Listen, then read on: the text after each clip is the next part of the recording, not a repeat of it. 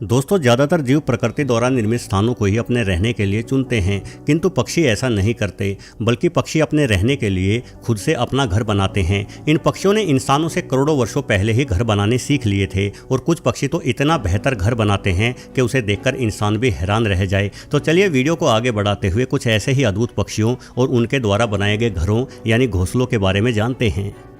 मेलीफाउल एक अद्भुत पक्षी है। अद्भुत इसलिए कि यह पक्षी उन दुर्लभ पक्षियों में से एक है जो पेड़ों पर नहीं बल्कि जमीन को खोदते हुए अपना घोंसला तैयार करते हैं। ये पक्षी अपने पैरों से मिट्टी को पीछे धकेलते हुए गहरे गड्ढे बनाते हैं और उन गड्ढों में ही अपने अंडे देते हैं। इन गड्ढों को नर और मादा पक्षी मिलकर खोदते हैं, लेकिन कार्य की अधिक जिम्मेदारी नर पर ही होती है। मेलीफाउल पक्षी गहरे गड्ढों में अपना अंडा देकर उस गड्ढे को सूखे पत्तों और टहनियों से ढक देते हैं। ऐसा करने के दो फायदे रहते हैं। एक तो इस तरह से ढका हुआ अंडा शिकारी जीवों से सुरक्षित रहता है, दूसरा यह अंडा गर्म भी रहता है, जिस वजह से मेलीफाउल को अंडा सेने की अधिक आवश्यकता नहीं पड़ती। हालांकि यदि मौसम ठंडा हो तो मेलीफाउल नर मादा बारी बारी से अंडों के ऊपर रखे गए सूखे पत्तों और टहनियों पर बैठकर अपने शरीर की गर्मी अंडों तक पहुंचाते रहते हैं।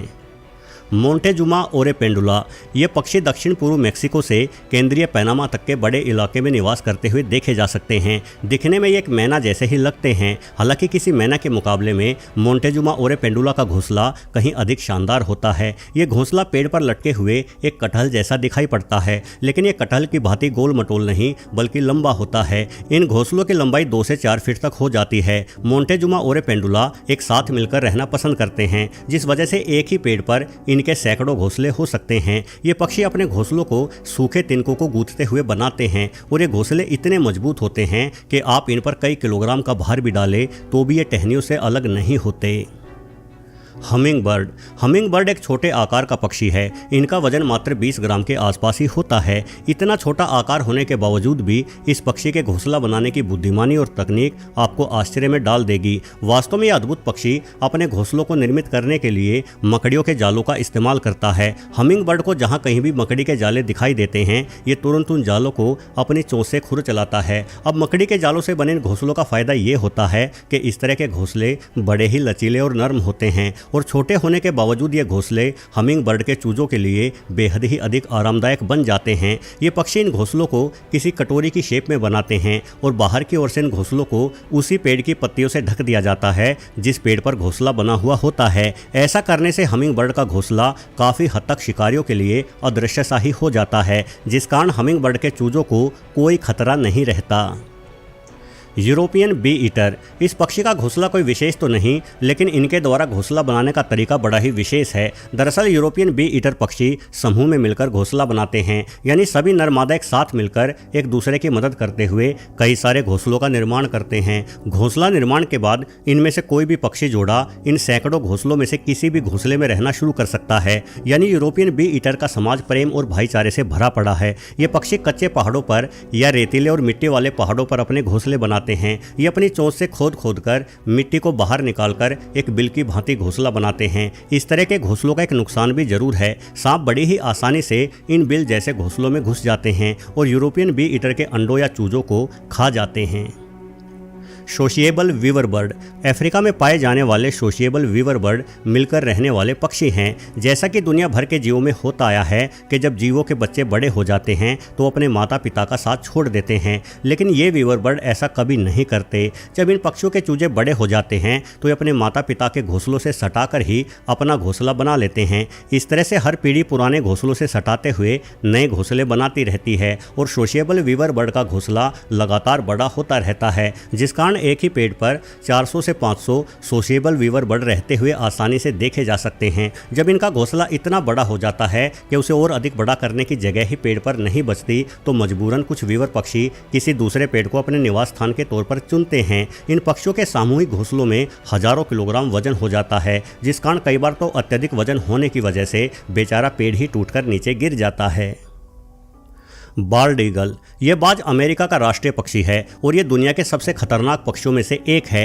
हालांकि बाल्ड ईगल एक बड़े आकार का पक्षी है, इनका वजन 6 किलोग्राम से भी अधिक हो जाता है, परंतु बाल्ड ईगल का घोंसला तो इतना बड़ा होता है कि आप इस घोंसले में अपनी चारपाई डालकर भी आसानी से बैठ सकते हैं। बाल्ड ईगल 12 फीट से भी अधिक लंबा घोंसला बना डालते हैं। मजे की बात यह है कि इन बाजों में से जो बाज जितनी बड़ी उम्र का होगा उसका घोंसला उतना ही अधिक विशाल भी होगा। असल में बाल्ड ईगल हर वर्ष नए घोंसले नहीं बनाते, बल्कि जब इनके अंडे देने का समय आता है तो ये पुराने घोंसलों पर ही फिर से निर्माण प्रक्रिया शुरू कर देते हैं, जिससे इनके घोंसले हर वर्ष बड़े होते जाते हैं। चूंकि ये बाज काफी ताकतवर होते हैं, इसलिए अपने घोंसलों के निर्माण के लिए ये काफी बड़ी और मोटी टहनियों का इस्तेमाल भी करते हैं। अमेरिका के फ्लोरिडा में बाल्ड ईगल का अब तक का सबसे बड़ा घोंसला बरामद हुआ है। ये घोंसला करीब 20 फीट लंबा था और इस घोंसले में रखी गई सभी लकड़ियों का वजन 2000 किलोग्राम से भी अधिक था।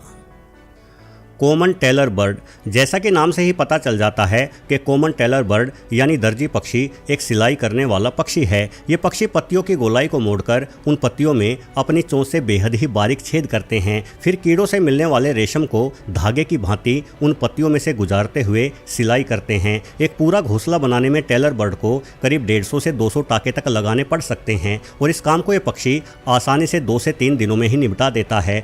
कमाल की बात यह है कि टेलर बर्ड पत्तियों पर इतनी सफाई और बारीकी से टाके लगाता है कि इन टाकों से पत्तियों को कोई नुकसान नहीं होता और ये पत्तियां सूखती भी नहीं है, जिस कारण टेलर बर्ड का घोंसला बिल्कुल हरा भरा बना रहता है।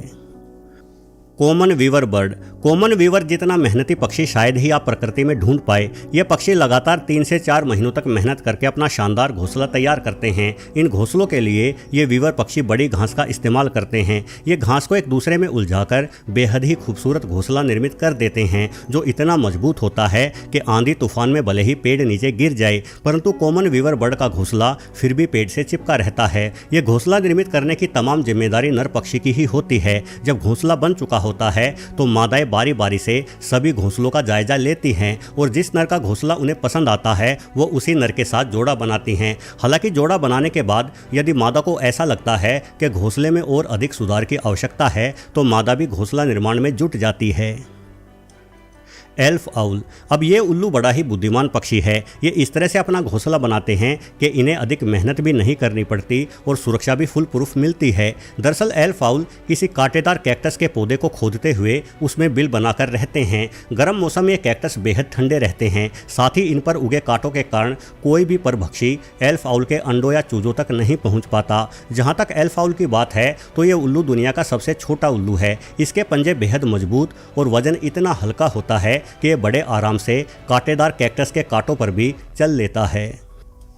बोवर बर्ड, जरा इस नज़ारे को देखिए। आपको यहाँ ऐसा लग रहा होगा मानो किसी इंसान ने जंगल के बीचों बीच अपने लिए एक झोपड़ी बनाई हुई है, परंतु ऐसा नहीं है। ये झोपड़ी वस्तुतः बोवर बर्ड पक्षी द्वारा बनाई गई है। ये पक्षी ऑस्ट्रेलिया और पपुआ न्यू गिनी का निवासी है और इसके द्वारा बनाई गई इस झोपड़ी का मुकाबला किसी भी इंसान द्वारा निर्मित झोपड़ी से नहीं किया जा सकता।